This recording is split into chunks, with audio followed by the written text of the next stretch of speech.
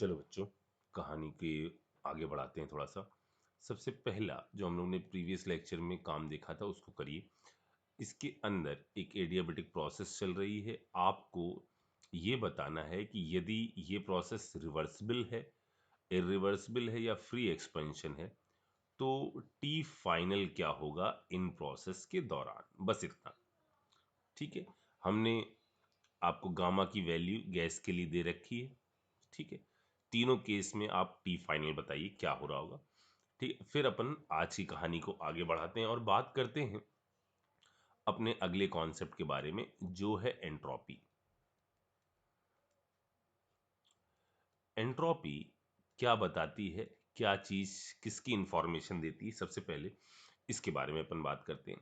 जैसे मैंने आपसे कहा था, इस चीज को मैंने बिल्कुल सिंपल वे में आपसे क्या समझाया था। मैंने कहा था कि यदि आपके पास एक प्लेट है जिसके अंदर कई सारे कॉइन रखे हुए हैं जो सबके सब हेड हैं, और आपने एक झटका दिया और इस झटके के बाद इसके अंदर कुछ कॉइन जो हैं वो आपके हेड से टेल में कन्वर्ट हो गए।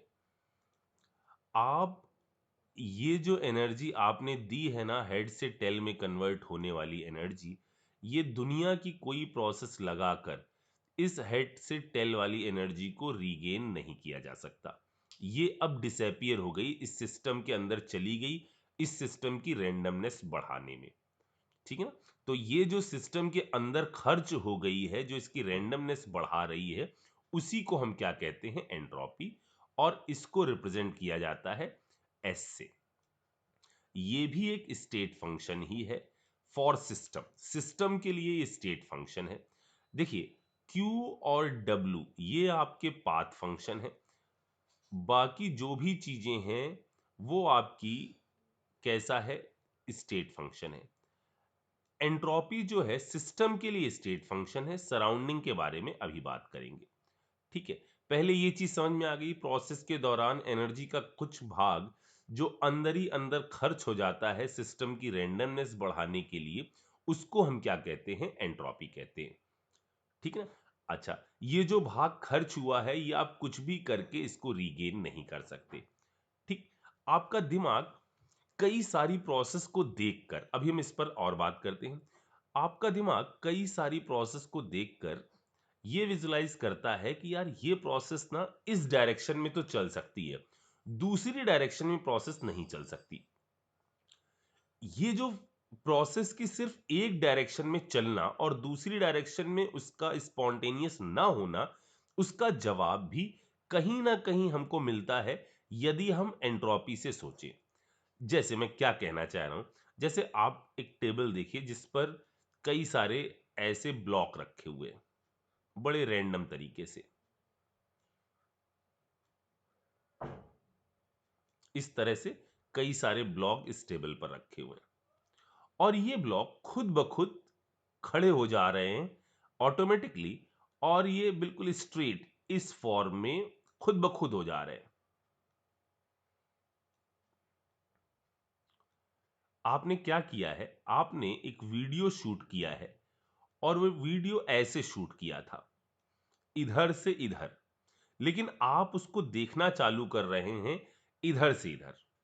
मतलब आपने वीडियो ऐसे शूट किया था इधर से इधर, अब वीडियो रिवाइंड कर रहे हैं आप, इधर से इधर की प्रोसेस कर रहे हैं, जिसमें खुद ब खुद ये ऑटोमेटिकली एडजस्ट होकर इस टाइप से खड़े हो गए। आपका दिमाग तुरंत इस चीज को सेंस कर लेगा कि यार ये प्रोसेस खुद ब खुद नहीं हो सकती, इसको किसी ने किया होगा। जबकि यहां से ये जो प्रोसेस है ये अपने आप हो सकती है, हल्के से झटके से ये पूरा ऑर्डर्ड पैटर्न एक डिसऑर्डर्ड पैटर्न में चला जाएगा। कोई भी सिस्टम हमेशा उस साइड की तरफ मूव करने की कोशिश करता है जहां पर रैंडमनेस कैसी होती है, ज्यादा होती है। एक गैस किसी कंटेनर में रखी हुई है,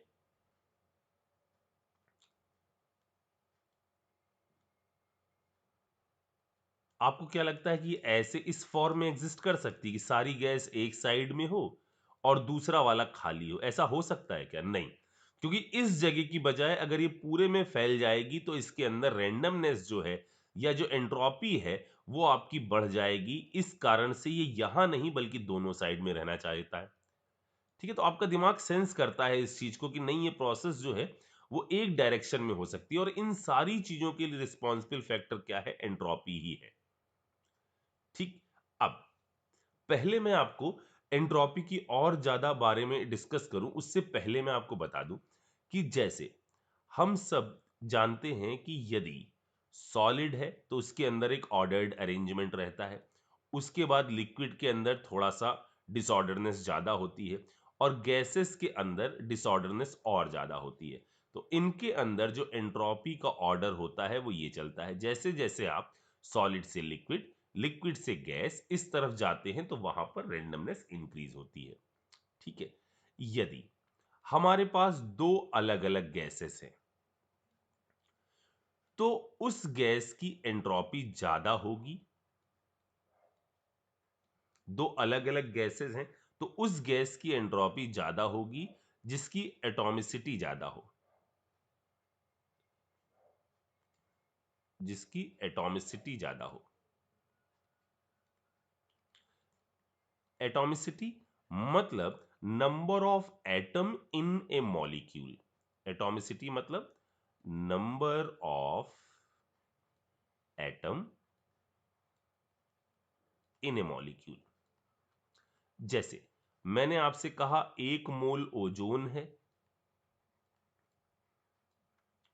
और 1 मोल ही ऑक्सीजन है, तो ऐसे में 1 मोल ओजोन की एंट्रोपी 1 मोल ऑक्सीजन से कैसी होगी? ज्यादा होगी। या मैंने आपसे कहा NO2 है और NO है, तो इसकी एंट्रोपी इससे ज्यादा होगी।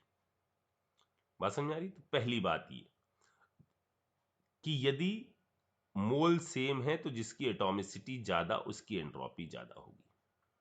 अच्छा, और कुछ बातें एंट्रोपी से रिलेटेड मैं बताऊं, रैंडमनेस कैसे और जगहों पर अपन देख सकते हैं। जैसे मैंने कहा आपके पास गैसेस हैं, ठीक है, तो इस पॉइंट को जरा ध्यान रखिएगा। यदि एटॉमिसिटी सेम है, यदि एटॉमिसिटी सेम है तो जिस गैस का मॉलिक्यूलर वेट ज्यादा होगा उसकी एंट्रोपी भी ज्यादा होगी। जिस गैस का मॉलिक्यूलर वेट ज्यादा होगा उसकी एटॉमिसिटी भी ज्यादा होगी। ठीक है। जैसे यदि हम बात कर लें हाइड्रोजन, नाइट्रोजन, ऑक्सीजन, सबके अंदर एटॉमिसिटी सेम है, इसकी एंट्रोपी ज्यादा होगी। ठीक है, इसको एक्सपेरिमेंटल फैक्ट की तरह याद रखिएगा इस वाले पॉइंट को। ठीक है। अच्छा, चौथा पॉइंट जो गैसेस से रिलेटेड है वो ये कि यदि आपके पास हाइड्रोजन है, ऊपर वाले फैक्टर अगर सब कुछ सेम सेम दिख रहे हैं, आपके पास 1 मोल हाइड्रोजन मॉलिक्यूल है, 1 मोल हाइड्रोजन मॉलिक्यूल है और 2 मोल H एटम है। 1 मोल हाइड्रोजन मॉलिक्यूल है और 2 मोल H एटम है, तो इसके अंदर नंबर ऑफ पार्टिकल जो डिस्क्रीट यूनिटें हैं वो यहां पर कई सारे यूनिटें मौजूद हैं जिनमें आपस में कोई इंटरेक्शन भी नहीं है। तो ये आपका ज्यादा डिसऑर्डर्ड फॉर्म में अरेंज होंगे मॉलिक्यूल की तुलना में, क्योंकि इनके अंदर एटलीस्ट एक एक तो लिंकेज सब में बनी हुई है जो दूसरे वाले को जाने नहीं दे रहे हैं, तो रेंडमनेस जो है इसमें ज्यादा होगी। जैसे मैंने कहा कि आप ले लो P4 वाइट और आप ले लो P4 रेड, तो P4 रेड में हमको पता है आपस में लिंकेज आ गई है, P4 रेड में आपस में लिंकेज आ गई हैं, ये डिस्क्रीट मॉलिक्यूल है।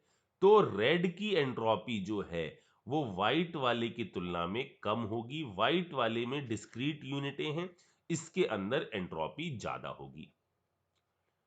समझ में आ रही है मेरी बात? जैसे ग्रेफाइट के अंदर एक दूसरे के बीच में फोर्सेस कम लग रहे हैं, लेयर्स के बीच में, तो ये ज्यादा डिसऑर्डर्ड फॉर्म में अरेंज हो सकती है, जबकि डायमंड ऐसा नहीं कर सकता। यानी ग्रेफाइट की एंट्रोपी ज्यादा है डायमंड की तुलना में।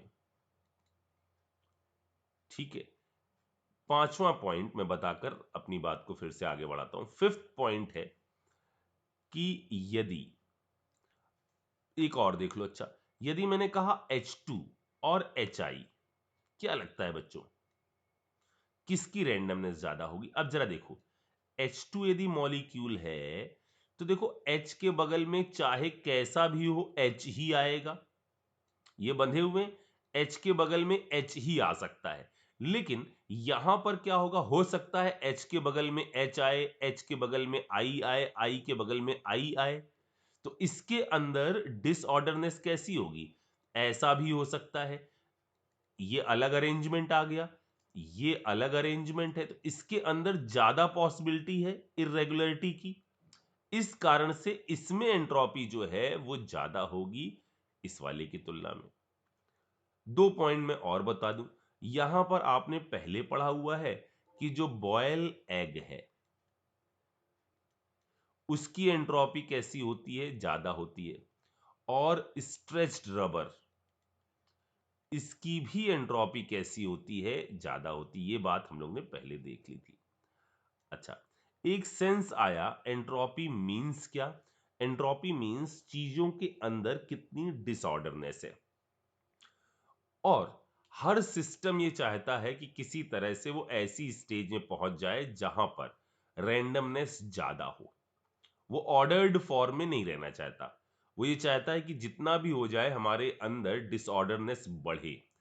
इसीलिए सेकंड लॉ ऑफ थर्मोडायनेमिक्स ये कहता है कि for any irreversible process, nature में जो प्रोसेस खुद ब खुद होने वाली हो रही हैं उनमें यूनिवर्स की एंट्रोपी जो है प्रोसेस के दौरान बढ़ेगी ही बढ़ेगी। यूनिवर्स की एंट्रोपी प्रोसेस के दौरान बढ़ेगी ही बढ़ेगी। या आप ये कह सकते हो कि वही प्रोसेस पॉसिबल हैं जहां पर यूनिवर्स की एंट्रोपी में या तो चेंज ना आए या वो बढ़े। वही प्रोसेस ऐसी हैं जो आपकी हो सकती हैं। किसी भी प्रोसेस के दौरान यदि यूनिवर्स की एंट्रोपी घट रही है तो वो प्रोसेस कभी नहीं हो सकती। तो एक स्टेटमेंट कहा जाता है कि यूनिवर्स की एंट्रोपी लगातार बढ़ती जा रही है, क्योंकि नेचर में होने वाली ज्यादातर जो रिएक्शंस हैं वो सब की सब इरिवर्सिबल रिएक्शन है। कोई भी प्रोसेस, पौधों का बढ़ना, आपका बढ़ना, आपका सांस लेना, ये सारी प्रोसेस फाइनाइट टाइम में हो रही हैं। तो ये सारी की सारी प्रोसेस जो है इरिवर्सिबल प्रोसेस है, एक डायरेक्शन में ही चल रही हैं। यानी लगातार जो प्रोसेस है ना, लगातार जो यूनिवर्स की एंट्रोपी है वो बढ़ती जा रही है। अगर कभी ऐसा हो गया कि यूनिवर्स की एंट्रोपी मैक्सिमम स्टेज पर पहुंच गई जिसके बाद वो बढ़ नहीं सकती, तो फिर नेचर में होने वाली हर रिएक्शन रिवर्सिबल होने लग जाएगी। यानी जो काम हो रहा है ना उसको होने में इनफाइनाइट समय लगेगा। हर काम इतना स्लो हो जाएगा कि उसके होने में इनफाइन, खाना खा रहे हो आप, खाते ही रह जाओगे, खाते ही रह जाओगे, खाते ही रह जाओगे, खाते ही रह जाओगे, इनफाइनाइट समय तक प्रोसेस चलती रहेगी। फिलहाल ऐसा कब होगा, क्या होगा, लेकिन जब भी ऐसा होगा तो उसके बाद सारी प्रोसेस जो है वो रिवर्सिबल चालू हो जाएंगी। ओके, चलिए मैं इस पे और आपको थोड़ी सी बातें बताऊं कि जैसे एक सिंपल सी चीज मैं यहां आपको बोलूं कि एक ब्लॉक है, ठीक है, एक ब्लॉक है और ये ब्लॉक आपका, मान लो ऐसे करता हूं मैं, ऐसे करता हूं कि हमने ऐसा कहा ना कि प्रोसेस जो सिर्फ किसी एक डायरेक्शन में चल रही हैं उसके लिए कहीं ना कहीं जो रिस्पॉन्सिबल फैक्टर है वो एंट्रोपी ही है। जैसे मैंने कहा कि ठंडी का समय है, आपने एक बाल्टी पानी लिया जिसके अंदर आपने नहाने के लिए ठंडा पानी भी मिला दिया है, गर्म पानी भी मिला दिया है। ये ठंडा पानी और गर्म पानी ऑटोमेटिकली ऐसी दो फॉर्म में सेपरेट नहीं हो सकता जहां पर एक हॉट वाटर का कंटेनर हो या हॉट वाटर एक साइड आ जाए और कोल्ड वाटर एक साइड आ जाए, ऐसा नहीं हो सकता। ये प्रोसेस को एंट्रोपी सपोर्ट नहीं करेगी। हाँ, ये प्रोसेस जो है यहां से यहां वाली, इस प्रोसेस को एंट्रोपी सपोर्ट करती है और जिस कारण से यहां पर आपका ये प्रोसेस संभव है। ठीक है, इधर एंट्रोपी सपोर्ट करती है, इस वाली प्रोसेस को एंट्रोपी सपोर्ट नहीं करती। जो भी प्रोसेस आप सोच रहे हो जो एक डायरेक्शन में तो संभव है लेकिन दूसरी डायरेक्शन में संभव नहीं है, वो इस कारण से ही ऐसा हो रहा है कि उसको एक डायरेक्शन में तो एंट्रोपी सपोर्ट करती है, मतलब एक डायरेक्शन में एंट्रोपी बढ़ती है, दूसरे डायरेक्शन में एंट्रोपी नहीं बढ़ती है। जैसे मैंने कहा कि चलिए ऐसा कर लेते हैं कि ये हॉट वाटर है एट टेम्परेचर T1, ठीक है, ये कोल्ड वाटर है एट टेम्परेचर T2, दोनों का मास बराबर है m m। तो बाई सिमेट्री फाइनल टेम्परेचर क्या हो गया, फाइनल टेम्परेचर आ गया T1 प्लस T2/2। अब मैंने कहा जरा इसकी एंट्रोपी में चेंज देखते हैं। तो एंट्रोपी में चेंज देखने के लिए पहले एंट्रोपी डिफाइन कर लेते हैं। हालांकि आपने फिजिक्स में थोड़ा बहुत सुना होगा इसके बारे में कि एंट्रोपी हम ऐसे डिफाइन करते हैं कि change in entropy is equal to dQ/T। Change in entropy equal to dQ/T। हालांकि मैं इसके अंदर एक थोड़ा सा चेंज करना चाहता हूं। सिस्टम की एंट्रोपी जब भी निकाली जाती है तो प्रोसेस को रिवर्सिबल मानकर ही निकाली जाती है। सिस्टम की जो एंट्रोपी निकाली जाती है वो प्रोसेस को रिवर्सिबल मान के निकाली जाती है। यानी डेल्टा एस सिस्टम क्या मतलब है अभी समझाता हूं। डेल्टा एस सिस्टम हो गया dQ/T। अब चलो यहां देखते हैं कि एंट्रोपी क्या हमको सपोर्ट कर रही है नहीं कर रही है। तो यहां पर जो आ गया ms और चेंज जो हो रहा है वो dt।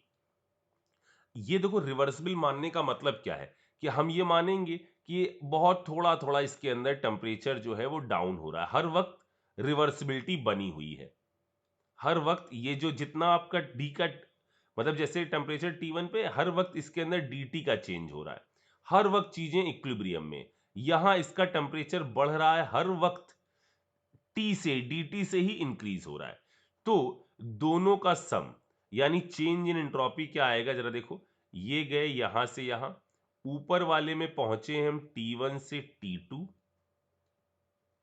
T2 को हम T फाइनल कह देते हैं यहां पर, T2 T फाइनल प्लस दूसरे वाले ने कितना एंट्रोपी के अंदर चेंज लाया, m ये q है, ms dt अपॉन t। ये कहां से T2 से T फाइनल। ये हुआ नेट में टोटल एंट्रोपी का चेंज। तो टोटल एंट्रोपी की वैल्यू क्या आ रही है, इसको हम क्या लिख देंगे, ये नेट में ms ln T फाइनल का square upon T1 into T2। Check करो जल्दी से, ये आ गया। और मैं कह रहा हूं कि ये जो वैल्यू है, ये जो वैल्यू है ये 1 से बड़ी है, क्योंकि मुझे पता है कि इन दोनों को मिलाए जाने से ये दोनों आपस में मिक्स हो जाएंगे। यानी ये पक्का है कि ये वैल्यू टी फाइनल का square upon T1 into T2 ये आपका ग्रेटर देन कितना आएगा, 1 आएगी। ये वैल्यू जो है वो ग्रेटर देन 1 आएगी। चलो जरा चेक कर लेते हैं कि आ रही है कि नहीं आ रही है। ठीक है, यानी ये वैल्यू कैसी है, पॉजिटिव होगी। अच्छा, जरा यहां देखते हैं कि यदि हम ये कह रहे हैं कि यहां पर ये वैल्यू जो है ये आपकी ऐसी आएगी कि नेट में एंट्रोपी पॉजिटिव आ जाए। यानी हम ये कह रहे हैं कि टी फाइनल का स्क्वायर ग्रेटर देन होगा T1 इंटू T2 से। यही तो कहने का मतलब है, ये आपका बड़ा होगा इसकी वैल्यू से, तभी ये टर्म कैसा बन जाएगा, पॉजिटिव बन जाएगा। ठीक है, यानी टी फाइनल क्या है, T1 प्लस T2 का बाई 2 का होल स्क्वायर है। ये इससे बड़ा होना चाहिए। चेक कर लो जरा सा, ये वैल्यू हो गई T1 का स्क्वायर प्लस T2 का स्क्वायर, इधर 4 ले जाते हैं, plus twice T1 into T2, इधर हो गया कितना 4T1 T2, इसको इधर ले जाइए। यानी ये क्या बन गया, T1 माइनस T2 देखो ये 2 आ गया, T1 माइनस T2 का स्क्वायर ग्रेटर देन 0, यानी T1, हमने ये कंडीशन मानी है ना। देखो T1 क्या आ रहा है, T2 से बड़ा है, ये हॉट वाटर था। नहीं समझ में आया? हमने ये चीज प्रूफ कर दी कि वास्तव में जो ये वाली वैल्यू है, ये आपकी कैसी आएगी, नेट में वैल्यू पॉजिटिव आएगी। तो कहीं पर भी ये सवाल का यूज कहाँ होगा, कोई कॉपर ब्लॉक दे दिया जाएगा, T1 से T2 आ रहे हैं, तो इसी कॉन्सेप्ट का यूज होगा। तो मेरा कहने का मतलब ये है कि आप कुछ भी कर लो, आप यदि ऐसी प्रोसेस के बारे में बात कर रहे हो जो प्रोसेस एक डायरेक्शन में हो रही है, तो उसके लिए पक्के तौर पर एंट्रोपी जो है वो सपोर्ट कर रही होगी। ठीक है, आप इसको सिंपल वे में ऐसे भी समझ सकते हो कि जैसे एक ब्लॉक रखा हुआ है, ठीक है, और ये ब्लॉक है मान लो 100 पर और बाहर वाला है 100 पर। बाहर का जो टेम्परेचर है वो 100 कह रहे 20 है, ये वाला 100 पर, बाहर का जो टेम्परेचर है 20 है। तो यहां से यहां जो है वो एनर्जी फ्लो हो सकती है, हीट का फ्लो यहां से यहां हो सकता है, बट ये आपका ऐसे नहीं हो सकता कि यहां 100 है, 20 है, ये इधर से उधर हो जाए, ऐसा नहीं हो सकता, क्योंकि यहां नेट में एंट्रोपी सपोर्ट नहीं करेगी। क्यों नहीं करेगी सर? देखो ना, यहां पर आपको, अगर हम इसको सिस्टम मान रहे हैं, तो सिस्टम क्या कर रहा है, सिस्टम अपनी एनर्जी लूज कर रहा है।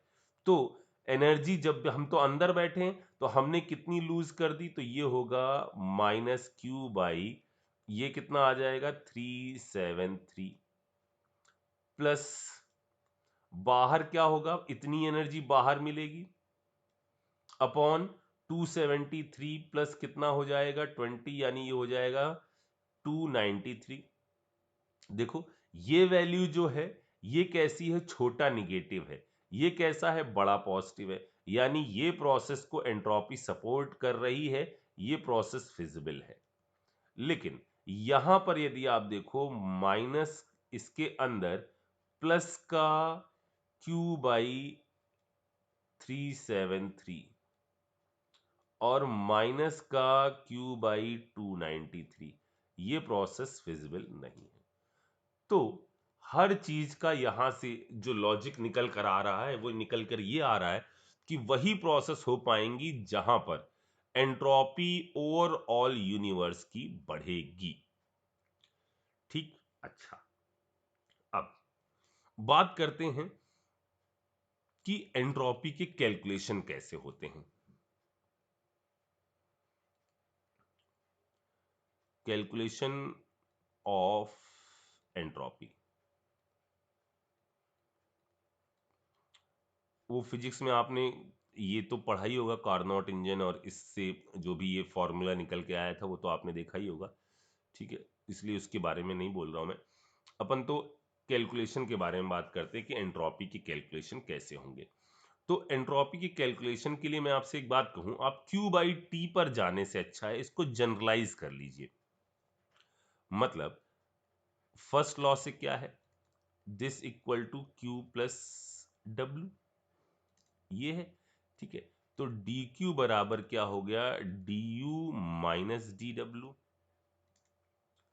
ठीक है, यानी इसको अब हम क्या लिख सकते हैं, यहां हमने लिख दिया NCV/dt।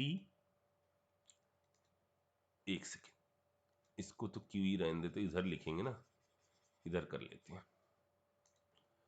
इसको मैंने कहा dq, इधर मैंने कह दिया NCV/dt, इधर लिख दिया PdV। ठीक, बाई टी कर दिया, बाई टी कर दिया, बाई टी कर दिया। इसको अब हम इंटीग्रेट कर लें जहां से जहां चाहिए, तो ये वैल्यू हमारी आ जाएगी चेंज इन एंट्रोपी। ये पी हम अंदर रखेंगे, क्यों, क्योंकि हमने प्रोसेस को कैसा माना है, रिवर्सिबल, इसको हम बाहर नहीं निकालेंगे। तो डेल्टा एस बराबर, अगर ये रिवर्सिबल ना मानी गई होती तो इसको बाहर निकालना पड़ता है, लेकिन हमने कहा कि आपको हमेशा रिवर्सिबल मानकर ही सोचना है। तो डेल्टा एस की वैल्यू क्या आ गई, NCV ln T2 by T1 plus इसको हम क्या लिख सकते हैं, एन आर टी, टी से टी कट गया, ठीक है, यानी ये आ गया N R L N V2 by V1। ये आ गया हमारा N R L N V2 by V1। या इसको एक दूसरी फॉर्म में भी आप लिख सकते हो, यूज कर लो Cp minus C V equal to R. तो ये हो जाएगा N C P L N T two by T one plus N R L N P one by P two. तो मैं कहूंगा कि आप हमेशा इस जनरल फॉर्मूले से सोचिए, ठीक है। अब मैं कैलकुलेशन ऑफ एंट्रोपी में अलग अलग प्रोसेस के बारे में बात करता हूं कि क्या चीजें हो रही होंगी एंट्रोपी की कैलकुलेशन के दौरान, ठीक है। जैसे सबसे पहले हम बात करते हैं फॉर आइसोथर्मल प्रोसेस। ए है हमारा आइसोथर्मल प्रोसेस, ठीक है, आइसोथर्मल प्रोसेस। और इसमें भी पहली बात करता हूं मैं रिवर्सिबल। पहला जो पॉइंट है वो है हमारी रिवर्सिबल। अब रिवर्सिबल प्रोसेस है, ठीक है, तो सिस्टम और सराउंडिंग दोनों को देखना है। अब मेरी बात सुनो, यदि प्रोसेस रिवर्सिबल है, यदि प्रोसेस रिवर्सिबल है यानी मैंने यहां पर अंदर का टेम्परेचर भी 100 लिया है, बाहर का टेम्परेचर भी 100 लिया है, यानी फॉर रिवर्सिबल प्रोसेस, यहां मैं इसको लिख देता हूं, for irreversible process delta S universe greater than 0, for reversible process delta S universe equal to 0। यानी यदि रिवर्सिबल प्रोसेस है तो किसी में भी यदि सिस्टम डिक्रीज कर रहा है तो सराउंडिंग इंक्रीज कर रहा होगा सेम अमाउंट से, यदि सराउंडिंग डिक्रीज कर रहा हो तो सिस्टम इंक्रीज कर रहा होगा, मतलब दोनों चीजें इक्वल चल रही होंगी यदि आपका प्रोसेस कैसी है, रिवर्सिबल प्रोसेस है। अच्छा, अब रिवर्सिबल प्रोसेस में ये तो समझ में आ गया कि सिस्टम और सराउंडिंग का सम कैसा आएगा, 0। अब delta S system, delta S system तो क्या हो जाएगा, जनरल फॉर्मूले से आप सोचिए, आइसोथर्मल प्रोसेस है, जनरल ऊपर वाले फॉर्मूले से सोचिए कि क्या हो रहा होगा। यदि हमने कहा आइसोथर्मल प्रोसेस है तो T1 और T2 ये तो कैसे हो गए, बराबर हो गए, इसको तो हटा दो। यानी सिस्टम की एंट्रोपी का चेंज निकालने के लिए बस आपको क्या करना पड़ेगा, N R L N V2 by V1। Simple, इससे आपको सिस्टम की एंट्रोपी का चेंज पता चल जाएगा। और चूंकि डेल्टा एस यूनिवर्स कैसा है, 0, तो क्या होगा, डेल्टा एस सराउंडिंग इस प्रोसेस के दौरान कितना आएगा, minus N R L N V2 by V1।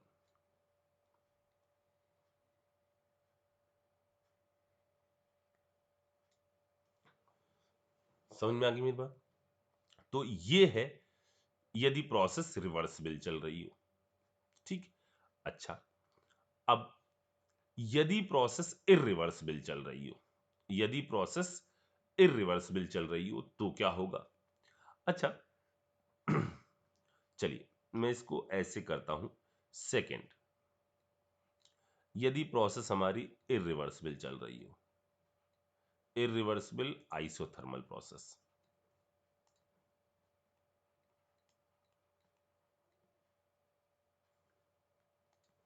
ये आर लिखता हूं मैं, ठीक है, आइसोथर्मल प्रोसेस।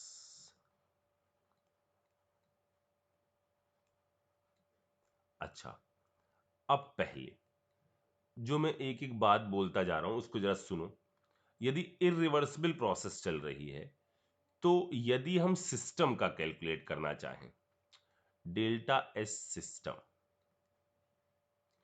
तो सिस्टम का तो एंट्रोपी चेंज हम आराम से वैसे ही निकाल सकते हैं जैसे हमने रिवर्सिबल का निकाला।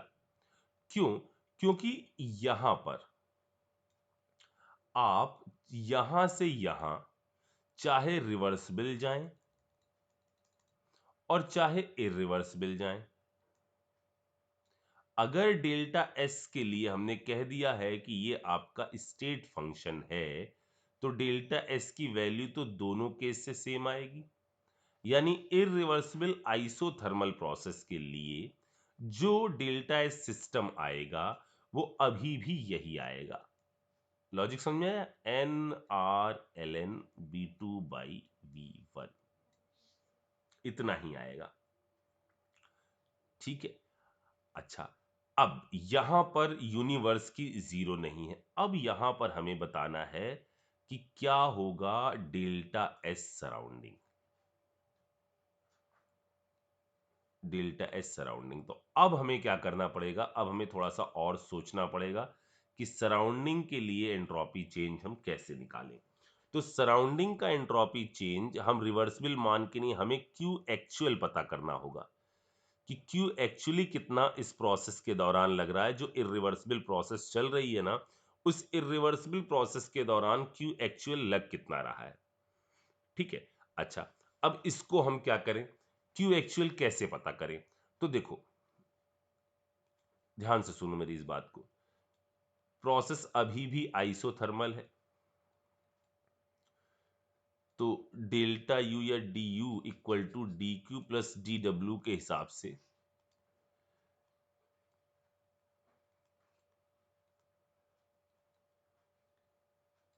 ये तो है जीरो।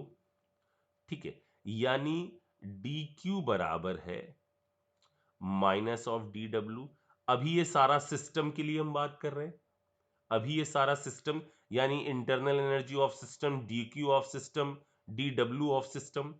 ठीक है। अच्छा, जरा देखना, ये यदि सिस्टम है, डी क्यू ऑफ सिस्टम है, तो इसमें हम एक माइनस साइन और लगा दें, तो क्या वो डी क्यू ऑफ सराउंडिंग हो जाएगा? मतलब मैं कह रहा हूं डी क्यू ऑफ सिस्टम ये कितना है?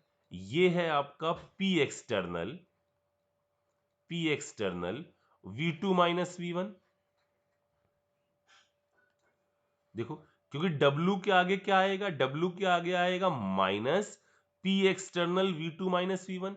अब हमने कहा कि इस जगह पर हमने ये कर दिया कि DQ क्या है? ये है P external V two minus V one. ये सिस्टम का है। ये किसका है? सिस्टम का है। तो सराउंडिंग का क्या हो जाएगा?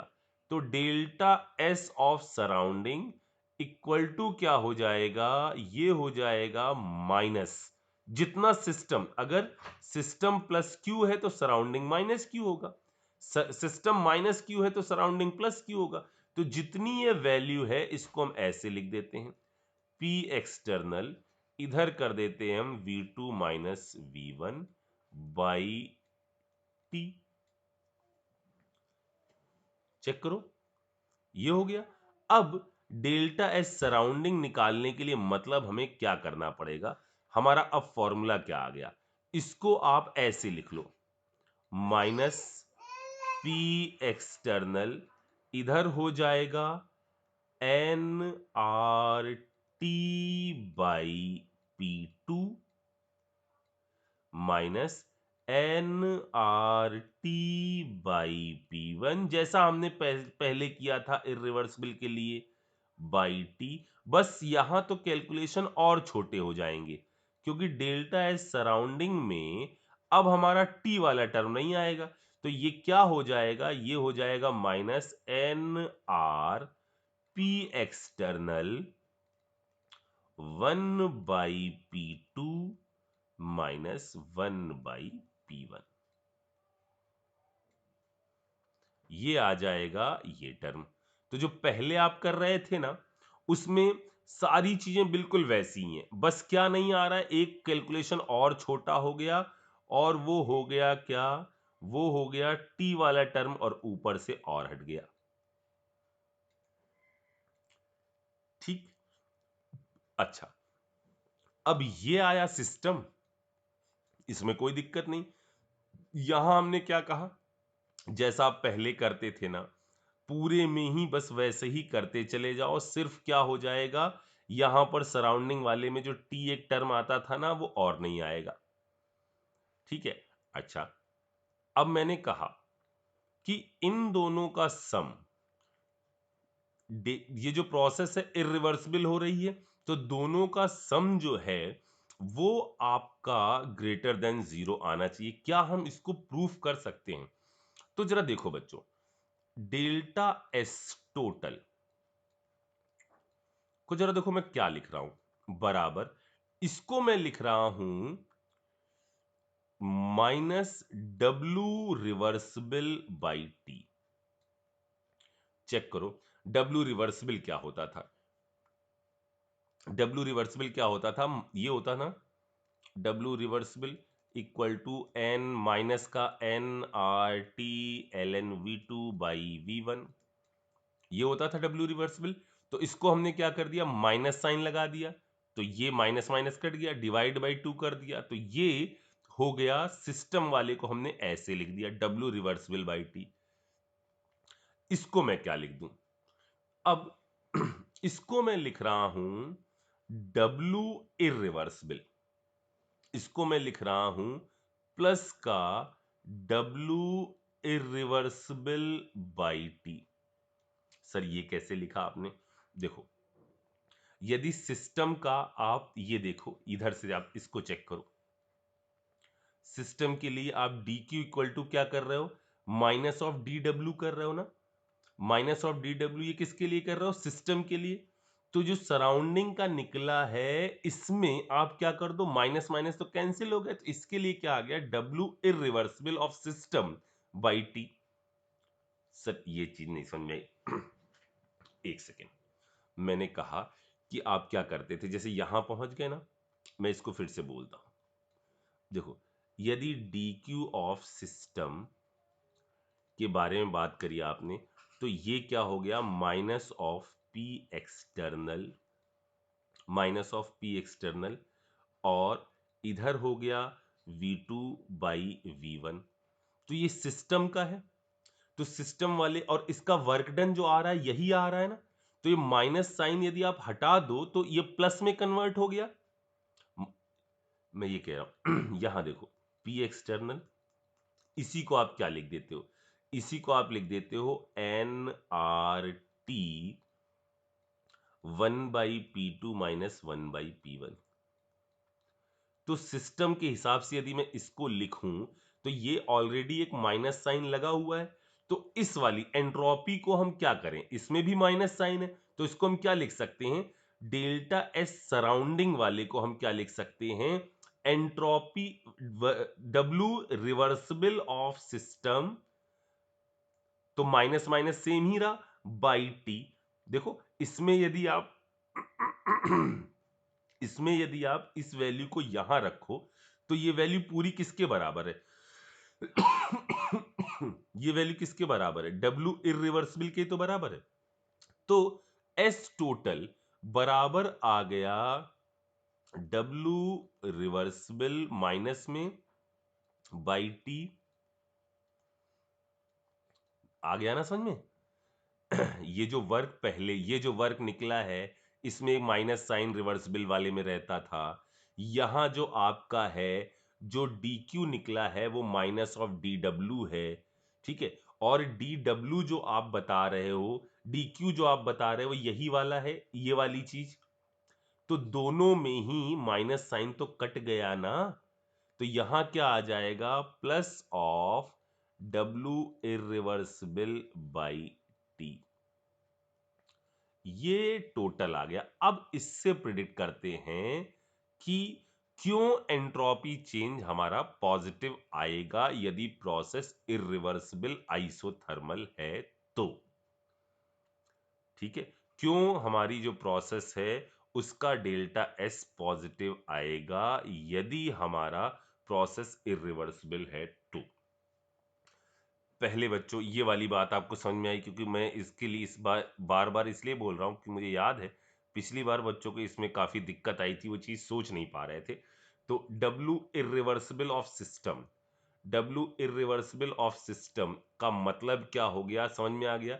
ये है डब्ल्यू इरिवर्सिबल ऑफ सिस्टम, ये है डब्ल्यू इरिवर्सिबल ऑफ सिस्टम। और इसको हमने इन टर्म्स ऑफ इसके एंट्रोपी के बारे में लिख दिया सराउंडिंग से। तो इसको कैसे रिलेट कर सकते हो? इसको ऐसे रिलेट कर सकते हो कि ये है आपका W irreversible of system by T. ठीक है, इस वाले को इससे कैसे रिलेट कर सकते हो? ये है आपका W irreversible of system by T. Check करो, बाई टी कर दो, यहां रख दो।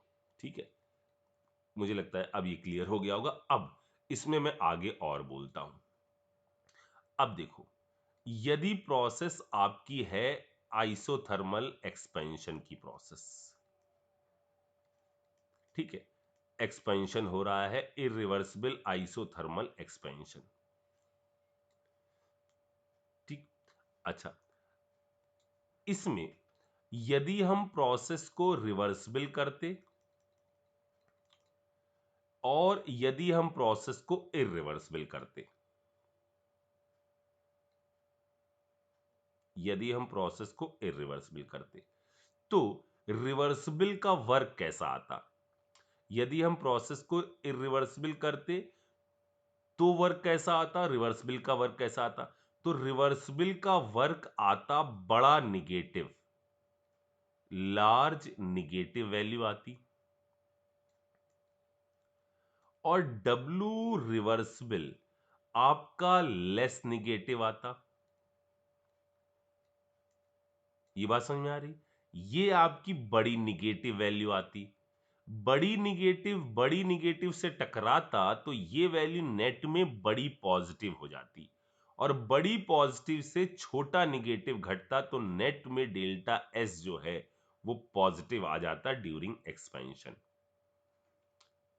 फिर से सुनो, हमने कहा रिवर्सिबल एक्सपेंशन हो रहा है तो वर्क कैसा होगा? Work done by system, work कैसा होगा? आपका निगेटिव। और निगेटिव में भी ये जो रिवर्सिबल वाला है वो वर्क कैसा होगा बच्चों? बड़ा। बड़ा वर्क है, निगेटिव का वर्क है, आगे ऑलरेडी निगेटिव लगा हुआ है, तो ये वाली वैल्यू जो है वो कैसी हो जाएगी? एक मिनट, ये मैंने शायद इधर उल्टा लिख दिया, फिर से बोल देता हूं मैं, कोई दिक्कत नहीं। मैंने कहा ये बड़ा निगेटिव है, ये आपका छोटा निगेटिव है। तो बड़ा निगेटिव जो है उसके आगे जब एक माइनस से मल्टीप्लाई हो गया तो ये ओवरऑल वैल्यू, ये वाली वैल्यू कैसी हो गई? ये वाली वैल्यू एक बड़ी पॉजिटिव वैल्यू हो गई, लार्ज पॉजिटिव वैल्यू। और ये वाली वैल्यू कैसी हो गई? आगे तो इसमें निगेटिव मल्टीप्लाई है नहीं, तो ये वैल्यू कैसी हो गई? Small negative value. Large positive value को जोड़ा जा रहा है लेस निगेटिव वैल्यू से, तो नेट में डेल्टा एस टोटल एक्सपेंशन के दौरान क्या हो जाएगा? यूनिवर्स की एंट्रोपी बढ़ेगी। और वो बढ़नी भी चाहिए क्योंकि प्रोसेस कैसी चल रही है? इरिवर्सिबल चल रही है। अगर हम इसी चीज को लेकर चलें कंप्रेशन के दौरान, तो कंप्रेशन के दौरान क्या हो रहा होगा? अब फिर से सोचो, कंप्रेशन के दौरान क्या हो रहा होगा? ये है रिवर्सिबल, अब की वर्क कैसे है? पॉजिटिव, ठीक है। ये है रिवर्सिबल और ये है इरिवर्सिबल, ऐसे। तो रिवर्सिबल का वर्क कैसा आ रहा है इस दौरान? मैं यहां फिर से लिख दूं डेल्टा एस टोटल। तो रिवर्सिबल का वर्क कैसा आ रहा है? छोटा पॉजिटिव। रिवर्सिबल का वर्क कैसा आएगा? छोटा पॉजिटिव। यानी ये वैल्यू जो आएगी वो छोटी निगेटिव आएगी और जो डब्ल्यू इरिवर्सिबल आएगा वो आएगा बड़ा पॉजिटिव। ये वैल्यू कैसी आएगी? ये वैल्यू आएगी बड़ी पॉजिटिव वैल्यू। देखो, ये वैल्यू जो आएगी ये बड़ी पॉजिटिव वैल्यू आएगी, लार्ज पॉजिटिव वैल्यू। ये वैल्यू जो आएगी ये आएगी less, total less negative value आ जाएगी। यानी इसमें भी डेल्टा एस यूनिवर्स इसकी वैल्यू बढ़ेगी ही बढ़ेगी।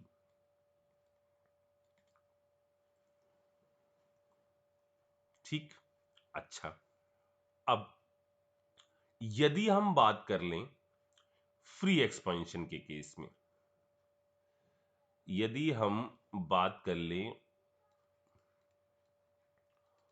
फॉर आइसोथर्मल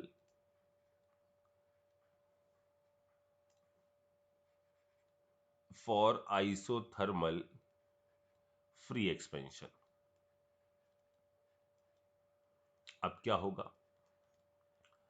अब यदि हम, अब फ्री एक्सपेंशन है तो भी क्या हो रहा होगा? इरिवर्सिबल प्रोसेस है, हम सबको पता है फ्री एक्सपेंशन है तो प्रोसेस कैसी है? इरिवर्सिबल है। प्रोसेस कैसी है? इरिवर्सिबल है। अब डेल्टा एस सिस्टम, या डेल्टा एस सिस्टम तो आप चाहे रिवर्सिबल जाओ चाहे इरिवर्सिबल जाओ, चूंकि आइसोथर्मल प्रोसेस में आप दोनों की जो इनिशियल और फाइनल स्टेज होती है वो सेम होती है, चाहे आप प्रोसेस को रिवर्सिबल लेकर जाओ चाहे इरिवर्सिबल लेके जाओ, दोनों में आप ए से बी पॉइंट तक किसी भी तरह से जाओ, इनिशियल और फाइनल स्टेज सेम ही होती है। इसका मतलब यदि आप सिस्टम निकालना चाहो ना तो इसके लिए तो N R L N V two by V one, जो कि एक पॉजिटिव वैल्यू होगी क्योंकि फ्री एक्सपेंशन V2 बड़ा है V1 छोटा, जबकि डेल्टा एस सराउंडिंग कैसे निकाला जाता है ये तो हमने रिवर्सिबल मान के निकाली है, लेकिन डेल्टा क्यू एक्चुअली इस प्रोसेस के अंदर कितना है? तो फ्री एक्सपेंशन आइसोथर्मल के साथ साथ एडियाबेटिक भी था, तो यहां पर एक्चुअली प्रोसेस के अंदर क्यू कैसा है? जीरो है। यानी delta S surrounding free expansion के दौरान कैसा होगा? उसके अंदर कोई भी एंट्रोपी का चेंज नहीं होगा। तो ओवरऑल डेल्टा एस यूनिवर्स अभी भी बढ़ रही है।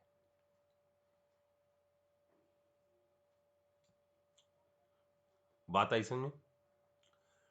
तो ये कहानी है आइसोथर्मल के अंदर एक्सपेंशन के बारे में, और एक्सपेंशन चाहे रिवर्सिबल हो रहा हो इरिवर्सिबल हो रहा हो, उनमें किस तरह से एंट्रोपी चेंज हो रहा है। जैसे अब मेरी बात सुनो, इसके अंदर प्रॉब्लम्स तो मैंने सब लिखी हुई होंगी। आइसोथर्मली 1 मोल, 1 मिनट पहले आप क्वेश्चन करो ये वाला, पहला ये वाला निपटाओ, जो बच जाएंगे वो अगले वाले में ले लेंगे अपन। पहला ये वाला निपटाओ, ठीक है। और अगला क्या है? 10 मोल आइडियल गैस जो है change against a constant external pressure without change in temperature if surrounding temperature is 300 K and pressure 1 atm always remains constant, यानी एक्सपेंशन हो रहा है इसके अबाउट कांस्टेंट एक्सटर्नल प्रेशर के about, then calculate the total entropy change system plus surrounding. चलो इसको भी बताओ कि इसका क्या आ रहा होगा। एक दो, इसको अभी छोड़ दो, ये मैंने नहीं बोला। आइसोथर्मली ये तीन, अभी इन तीनों को निपटाओ पहले, फिर अपन आगे बढ़ते हैं। ठीक है, जल्दी इसको करो।